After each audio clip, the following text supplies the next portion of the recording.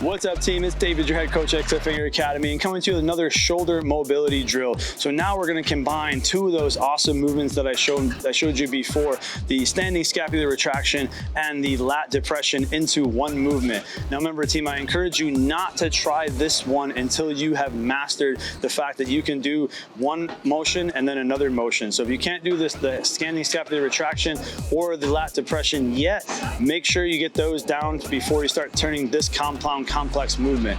So what we're doing here is we're going to actually engage both of those things at once. So now you're going to have your arms out, your elbows going to be locked down through the lower body, our feet are pointed forward, our hips are engaged a little bit, legs about maybe shoulder width apart, core is engaged. So you're going to come out into that parallel, arm parallel to the ground, elbows up, wrist engaged, and fingers totally forward, so everything's in a straight line. You're going to inhale out, you're going to retract that scapula here, then you're going to depress the scapula here. You're going to inhale out, you're going to exhale, pull the scapula back, then you're going to engage that lat and depress.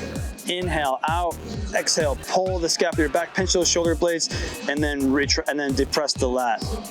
So from the side, what that's going to look like, you're going to be now same position, feet are a little bit more than shoulder width apart, both pointing forward, core is engaged, chest is proud, the arms go out. Remember, parallel to the ground here, elbows straight, wrist straight, fingers straight. You're inhaling, reaching as far as you can, exhaling, squeezing the scapula, and then pulling the lats down. You're inhaling, reaching out as far as you can, exhaling, squeezing those shoulder blades together, and then pulling the lat down. So remember, team, a couple things to remember from this other two exercises that we broke down is watch the cheat on your elbows. You don't want to be pulling and bending your elbows in. You want to keep the elbows straight and pull back from the scapula. And then when you depress that lat, you want to make sure that lower back doesn't bend. So you don't want to have this kind of big bend through the lumbar spine. It's inhaling here, exhaling through.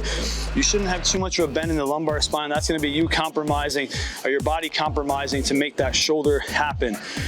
These can be doing anything from like 10 to 20 reps, even up to 40 reps if you really want. You're gonna get a lot of engagement through the lat. This is definitely gonna tire you out for sure, even though there's no weights involved in it. That's gonna really strengthen those rhomboids.